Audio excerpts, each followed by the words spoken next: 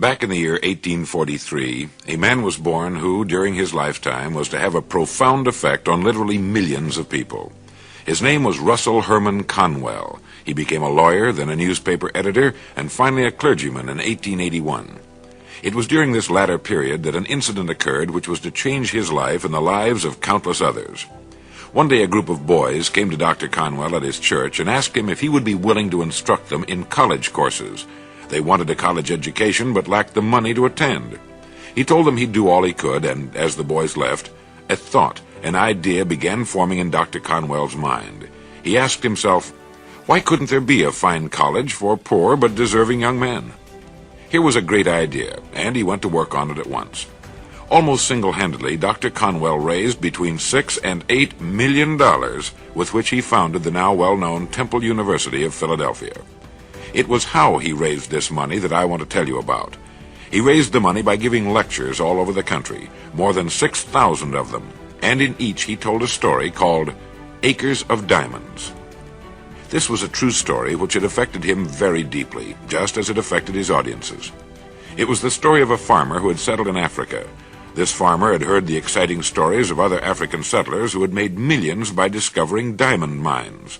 Realizing the African continent was rich in diamonds, the farmer could hardly wait to sell his farm and search for diamonds himself.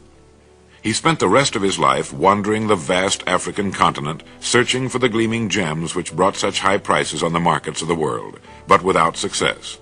Finally, in a sudden fit of despondency, broke and desperate as I remember the story, he threw himself into a river and drowned. During this time, the man who had bought his farm one day found a large and unusual stone in the stream which cut through the property. It turned out to be a great diamond of enormous value, and then he discovered that his farm was covered with them. It was to become one of the world's richest diamond mines. Now, the first farmer had owned literally acres of diamonds, but had sold them for practically nothing in order to look for them elsewhere. If he had only taken the time and study to know what diamonds looked like in their rough state, and had first thoroughly explored the land he had owned, he would have had the millions he sought, right on the land he had been living upon. What so profoundly affected Dr. Conwell and subsequently thousands of others was the obvious fact that each of us is at this moment standing in the middle of his own acres of diamonds. If we will only have the wisdom and patience to intelligently and effectively explore the work in which we are now engaged, we will usually find that it contains the riches we seek, whether they be financial or intangible or both. Before we go running off to what we think are greener pastures, let's make sure that our own is not just as green, or perhaps even greener.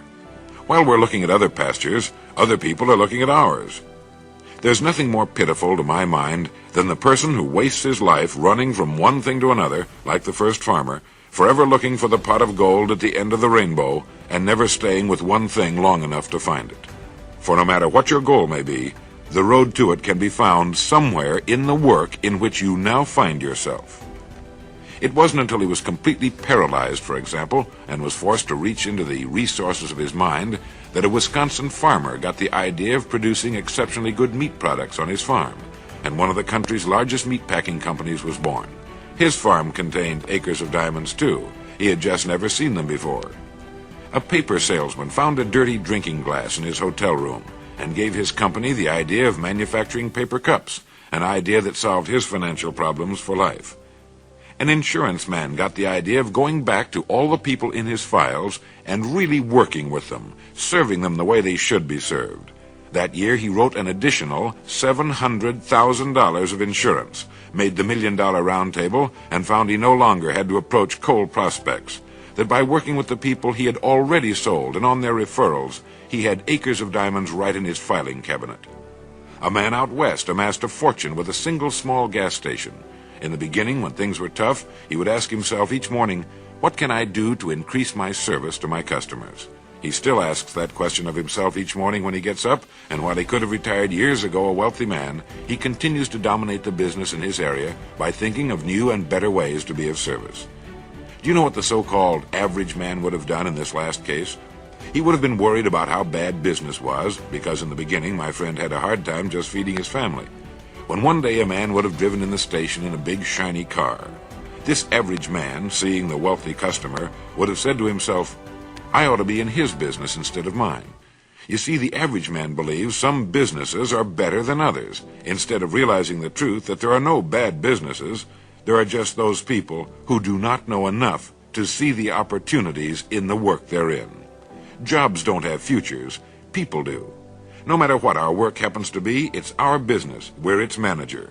If we can see no future or opportunity in it, it isn't because it's not there, but only because we can't see it. One time another farmer poked a tiny pumpkin into an empty 1-gallon jug. The pumpkin grew until it completely filled the jug and could grow no more. When it was ripe, the farmer broke the glass jug and had a pumpkin which had assumed the jug's exact shape. In life, each of us does a similar thing. We poke ourselves into jugs of our own deciding, and we can grow no larger. But let's be mature enough to realize that it is we who do the poking, not the job, nor the company, nor the territory, nor the economy, nor the times. We do it.